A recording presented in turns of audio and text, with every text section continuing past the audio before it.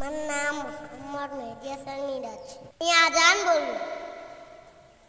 আল্লাহু আকবার, আল্লাহু আকবার, আল্লাহু আকবার, আল্লাহু আকবার। আশহাদু আল্লা ইলাহা ইল্লাল্লাহ, আশহাদু আল্লা ইলাহা ইল্লাল্লাহ, আশহাদু আন্না মুহাম্মাদান রাসূলুল্লাহ, আশহাদু আন্না মুহাম্মাদান রাসূলুল্লাহ। সালাম।